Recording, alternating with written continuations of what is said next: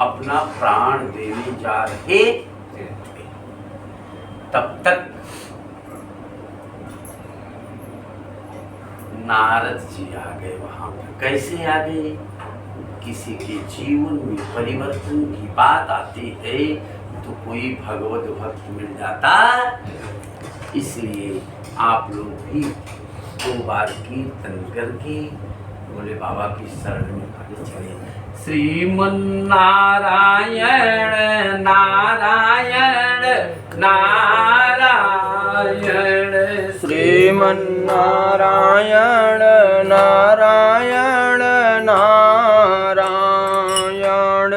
श्रीमन नारायण नारायण नारायण, श्रीमन नारायण नारायण नारायण, श्रीमन नारायण नारायण नारायण, श्रीमन नारायण नारायण नारायण, श्रीमन नारायण नारायण नारायण, श्रीमन नारायण नारायण नारायण। जी आगे कहाँ आए? मृगंड ऋषि के पास आए, जहां पर वो प्रयास कर रहे थे आत्महत्या करने का। मृगंड ऋषि से पूछा कि क्या, प्रणाम किया, आशीर्वाद दिया नारद ने। कहा कि आप क्या करने जा रहे हो? क्या करने जा रहे हो?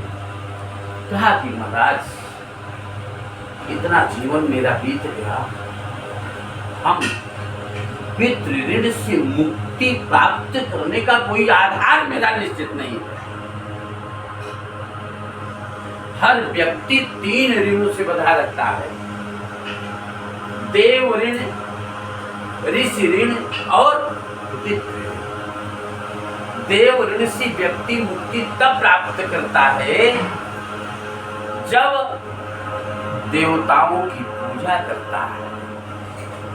ऋषि ऋण से मुक्ति व्यक्ति तब प्राप्त करता है जब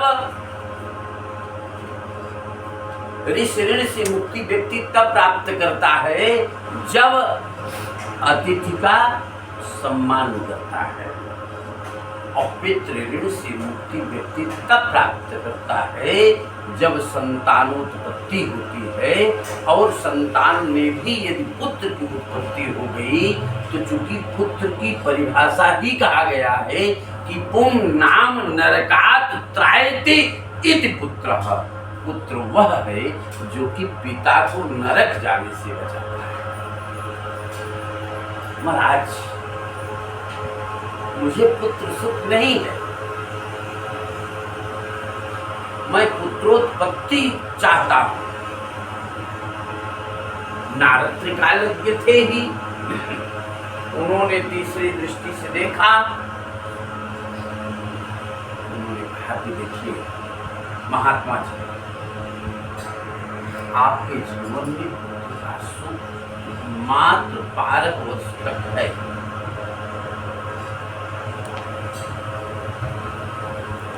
इसके बाद आपका प्रयास आपको 12 वर्ष तक है। 12 वर्ष तक पहले दीजिए। तुरंत नारद ने एक फल दिया और आशीर्वाद दिया, जाओ संतान को।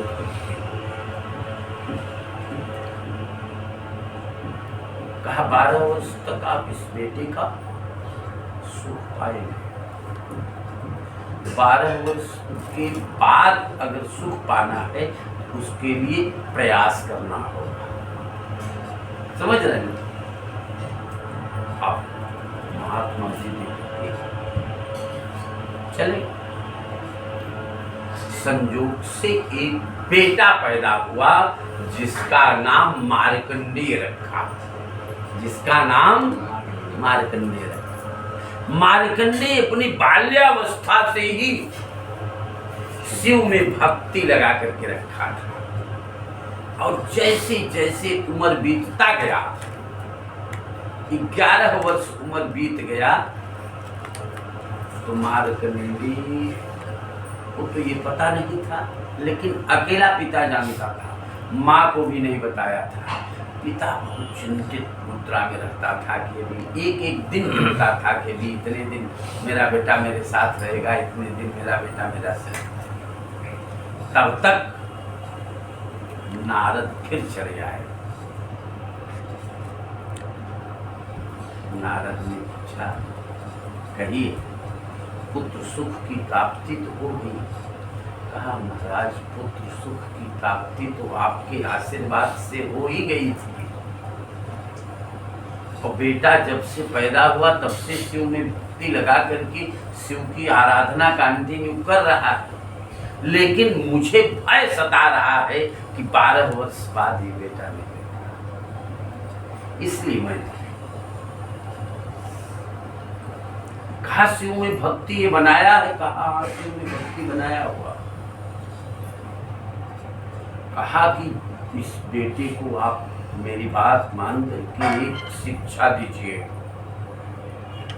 जो भी व्यक्ति मिली उससे प्रणाम करने को बोलो।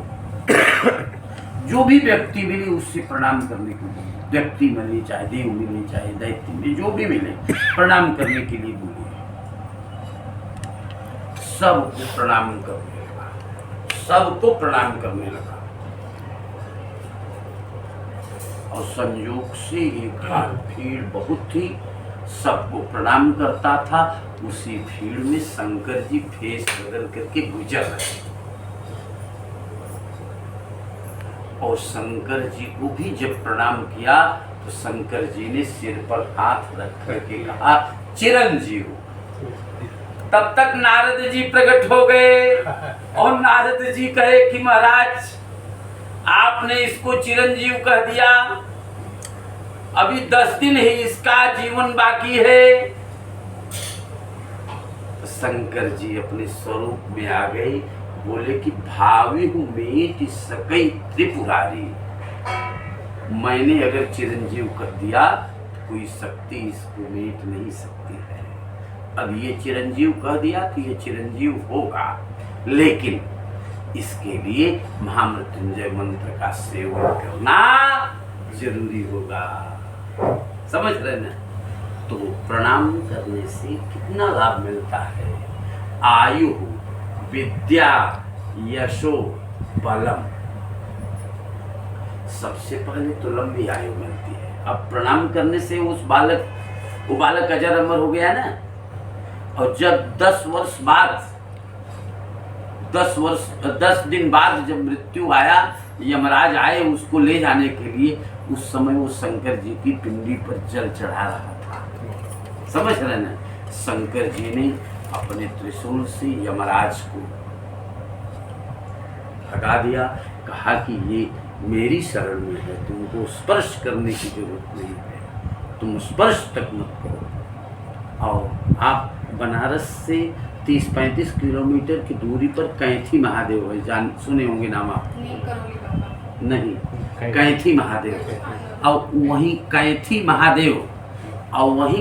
महादेव पर ही मार्कंडे ऋषि एक कुआं में मिट्टी का शंकर जी बना करके पूजा करते थे।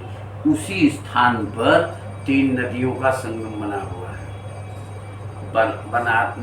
बरना नदी जो हम लोगों के पास से जाती है वो, और गंगा जी, और एक और कोई नदी है।